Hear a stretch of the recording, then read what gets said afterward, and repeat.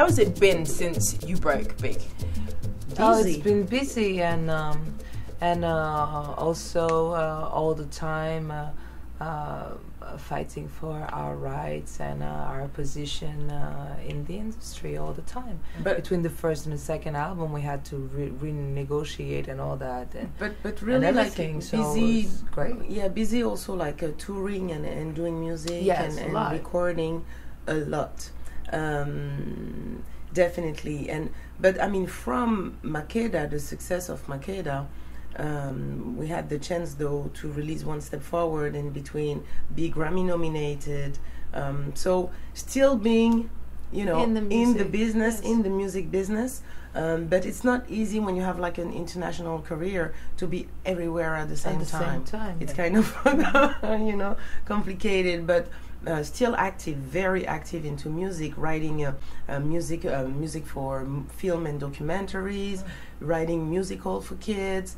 I mean, we were pretty prolific those last 10 years. I realized that. I mean, when I look at my resume that I kind of completed, you realize that, wow, you know. Right. Well, when I looked at your bibliography, and I know that you've done stuff for Red Hot and Riot, you know, I'm looking at all of these things. It's obvious that you've been busy, and I'd love to talk very briefly about Red Hot and Riot, which came out a few years ago, which is great, and it featured another artist, Wumi, who I've talked to and worked with before. I don't know if you know her. I'm assuming you do. Wumi, you live in New York, so no. But not only that, it's just that Red Hot and Riot gave birth to shows.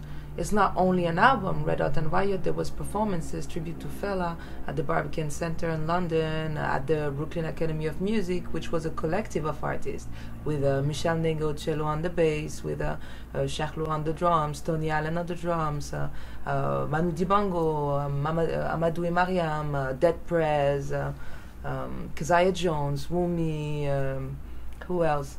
John Medeski, Ron Blake, Yerba Buena, of course, because they were the one like kind of orchestrating the whole things. So it was more than an album. It was really live performances with artists mingling with our pairs. A movement of people, right, like my button is saying. Very nice. The movement of the Fela people. Yes, it was exactly that. The movement of the Fela people, like way before Fela and Grot, you know, just the movement of Fela people. Understood. Well, that's the reason why I brought it up, because for me, I loved that album because of the people that were brought onto it, and also about the message, right? And I think part of what you guys do, or part of your concept, I mean, you've used the term Afropean. And when I see that, I have to ask you the question, what do you mean by that? African and European. Because different... This is our references. This our is how identity. we grew up. This is our identity. It's not only like, you know, a mix of, I would say, like, you know, it's coming from your parents. Yes, our father is French and our mother is African, but it's not only about that. Like for you, being raised in England or being raised in France or in Germany definitely expose you to another type of culture. And we all grew up with our African culture, the African American culture that was coming to us with the music and the movies and all of that, and the European culture that was strong on us too, which make us way different than the African American. Yes. And I think it was very important. Don't come from the same history. Yeah, I think it was very important to define ourselves for ourselves. So we recognize ourselves as being Afropean, and it's very interesting to see that since we're using that term, other artists like the number one queen Sade, to Neka or Keziah Jones or other artists kind of recognize themselves into that Afropean identity, because it's really us. What kind of challenges have you had to face in this, defining this? I think that the easy way and the hard way is coming from the same thing, which is singularity. When you are a singular artist, you're recognized and as oh, this is special. It's different from everything we hear, but at the same time, it's so different. People likes it, but at the same time, it's so different that because the industry is an industry, it's hard for you to find your box, because it's a box industry we're living in, and I mean that is happening. So it's very hard now to fit you in a box. which is making you make the way a little harder how to promote it, how to sell it. You know, so basically the I would say the la force, so the strength and the weak side are coming from the same thing, which is what we defend and what we love to do, which is singular music. Évolution, pas de révolution.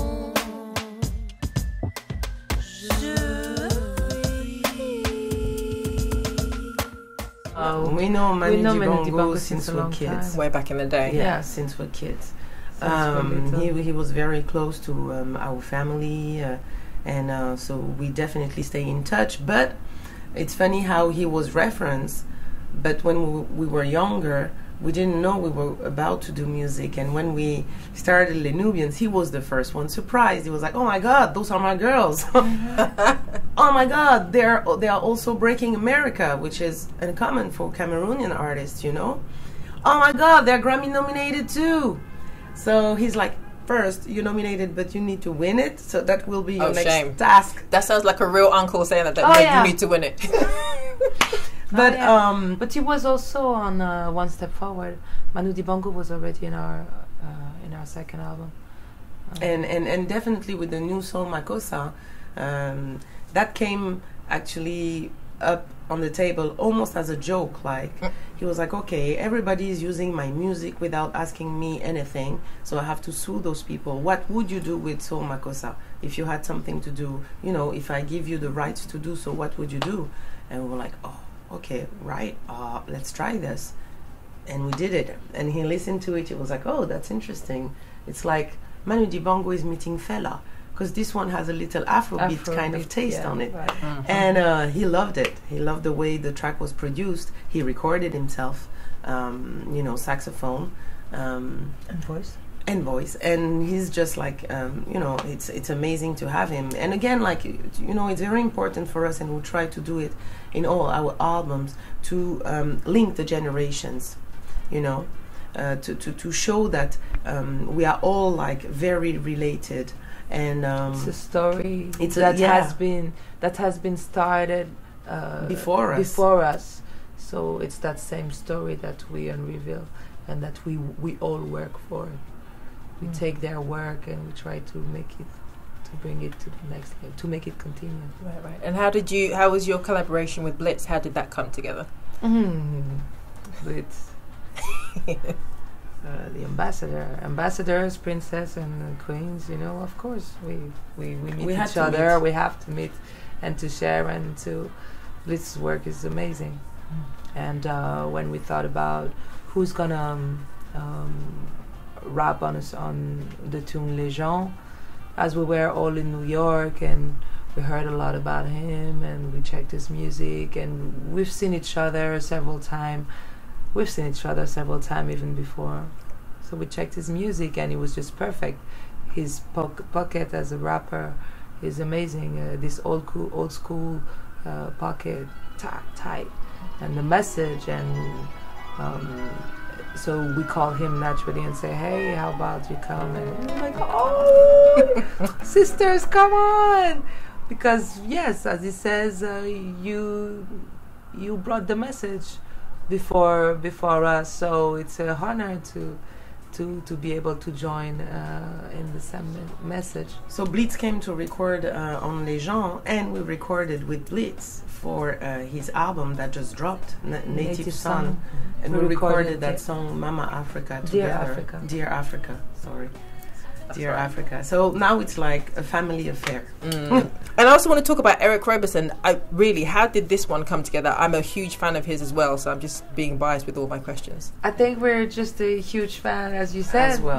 We were listening to him all the time. So then, of course, we got some friends in common, and Helen went to see him play in Paris. So we connected in Paris, basically, to record stayed in touch and recorded that song with Eric. We brought him to sing French. He loved it. And that was also important. Again, either you are, how do you say, un militant, you're an activist or you're not. And working with Eric is also making a strong statement about being independent artists and doing our things for ourselves, by ourselves, for our people. So beside his amazing musical qualities, there is a little, kind of a message there, which is like, hey, independent, how you doing? We stick to each other. Let's work together. Yeah, we help each other. We walk together. I like that. I like that better. We walk together.